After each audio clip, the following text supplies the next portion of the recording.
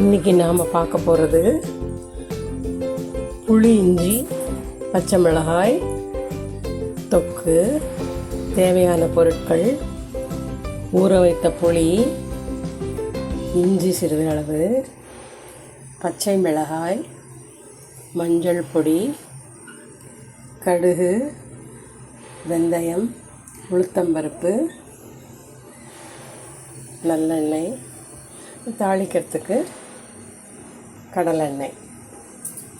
முதல்ல புளியை நல்லா கரைச்சிக்கணும். முதல்ல கடாயில் எண்ணெய் விட்டுக்குவோம்.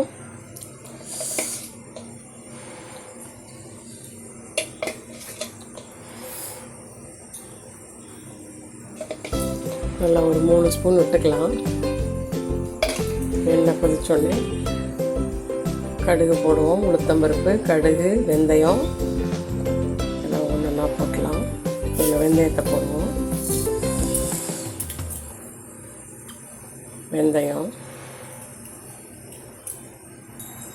வெந்தயம் வறுபட்டுருச்சு.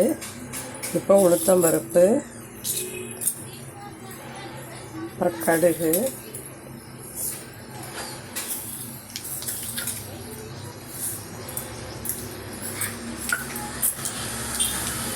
கடுகு வெடிக்கட்டும். வானிலை எண்ணெயை விட்டு முதல்ல வெந்தயத்தை போட்டுட்டு அப்புறம் உளுத்தம்பருப்பு, கடுகு போட்டாச்சு. இது வெடித்த உடனே பச்சை மிளகாய் நறுக்கி வச்சுருக்கோம், இஞ்சி நறுக்கி வச்சுருக்கோம், கட் பண்ணி வச்சுருக்கோம். பச்சை மிளகாய், இஞ்சி ரொம்ப ஈஸி. இது பச்சை மிளகாய், இஞ்சி, புளி இருந்தாலே போதும், ஈஸியாக செய்திடலாம். ரொம்ப ஈஸி, சிம்பிளானது.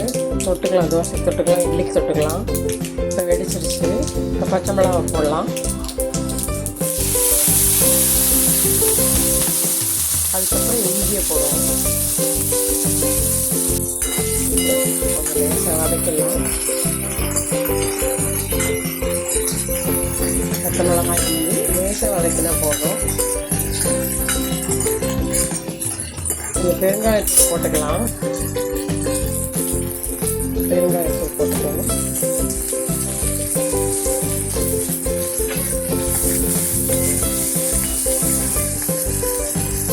இப்படி ஊற வச்ச புளி தண்ணி அதை நல்லா கரைச்சிக்கணும். கரைச்சி வச்சுருக்கேன். இதை கொஞ்சம் கெட்டியாகவே கரைச்சி வச்சுக்கணும். இதை இதில் விடுவோம்.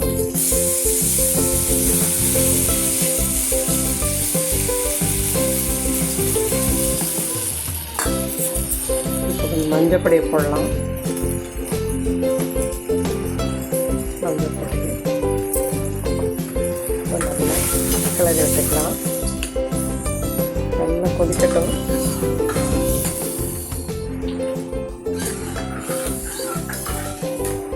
கொஞ்சம் கருவேப்பிலை போட்டுக்கலாம். நல்லா கொதிக்குது.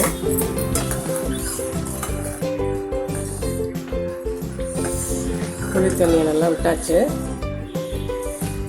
இஞ்சி, பச்சை மிளகா, வெந்தயம், உளுத்தம்பருப்பு, கடுகு எல்லாத்தையும் தாளிச்சிட்டு கொஞ்சம் வதக்கிட்டு புளியை நல்லா கரைச்சி இதில் விடணும். முதலே புளியை ஊற வச்சிடணும். நல்லா நிறைய புளி ஊற வச்சிடணும். நமக்கு தேவையான அளவு புளி ஊற வச்சுக்கலாம். ஒரு எலுமிச்சம்பழம் அளவு புளி ஊற வச்சுக்கலாம். இப்போ கருவேப்பிலை கொஞ்சம் போடுவோம்.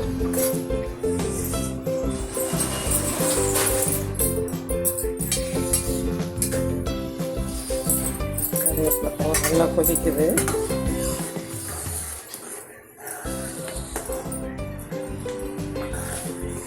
புளியிட்ட இஞ்சி, பச்சை மிளகா தொக்கு இதுக்கு பேர். கொஞ்சம் தண்ணியாக தான் இருக்கும். தோசைக்கு, இட்லிக்கு தொட்டுக்கலாம். மோர் சாதத்துக்கு ரொம்ப டேஸ்ட்டாக இருக்கும். தயிர் சாதத்துக்கு நல்லா கிளறி விட்டுக்கலாம். நல்லா கொதிக்கணும். கொஞ்சம் குறையணும், திக்காகணும். கொஞ்சம் திக்காகணும் நல்லா. அப்போ தான் புளி வாசனை போகும். நல்லா திக்காகி கொஞ்சம் குறைஞ்சி வரும்.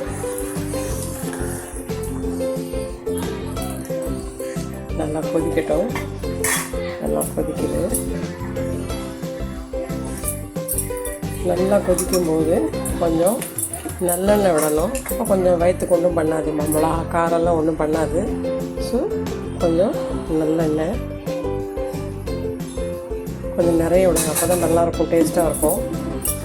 நல்லெண்ணெய் விட்டாச்சு. இப்போ நல்லா கொதிக்கட்டும்.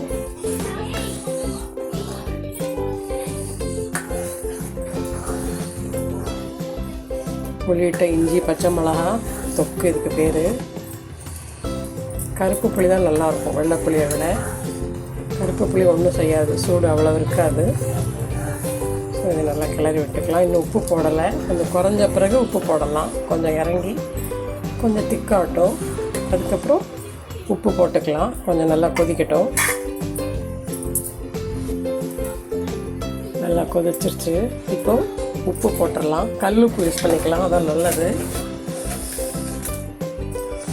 கல் உப்பு போட்டுக்கலாம், 2 ஸ்பூன் போடலாம் கல் உப்பு.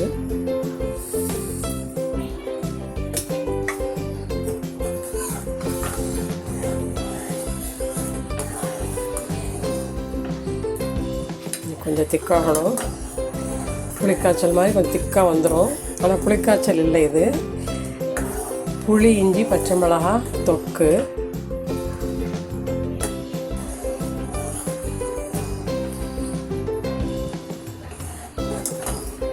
நல்லா கிளறி விட்டுப்போம். உப்பு நல்லா மிக்ஸ் ஆகட்டும், இன்னும் கொஞ்சம் நல்லா திக்காகட்டும்.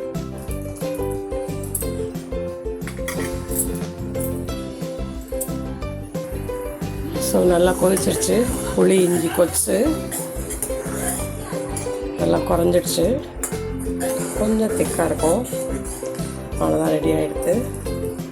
புளி இஞ்சி பச்சை மிளகா கொதிச்சு ரெடி ஆகிடுது.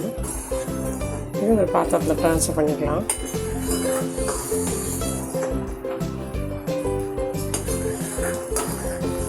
நல்லா கெட்டி ஆகிடுச்சு. கொஞ்சம் கூட்டு மாதிரி தான் இருக்கும் அது கொதிச்சு. ஸோ எண்ணெய் உப்பு எண்ணெய் விட்டாச்சு நம்ம. ஸோ உப்பு போகிறோம், தேவையான உப்பு போட்டாச்சு.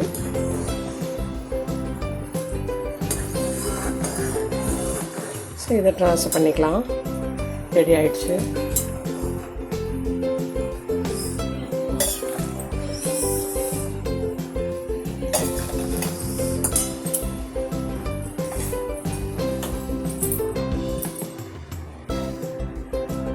ஸோ ஒரு பாத்திரத்தில் ட்ரான்ஸ்ஃபர் பண்ணியாச்சு. கொதிச்சு ரெடி ஆகிடுது. தோசைக்கு, இட்லிக்கு, மோர் சாதத்துக்கு எல்லாத்துக்கும் தொட்டுக்கலாம். ரொம்ப டேஸ்ட்டாக இருக்கும். ஃபஸ்ட்டு நாள் வந்து நல்லா வெளியில் வச்சுக்கலாம். அப்புறம் நெக்ஸ்ட் டே நல்லா ஆறின பிறகு ஃப்ரிட்ஜில் வச்சு ஒரு 3 or 4 days யூஸ் பண்ணிக்கலாம். பாருங்கள், சூப்பராக இருக்குது. செய்து பாருங்கள். தேங்க்யூ.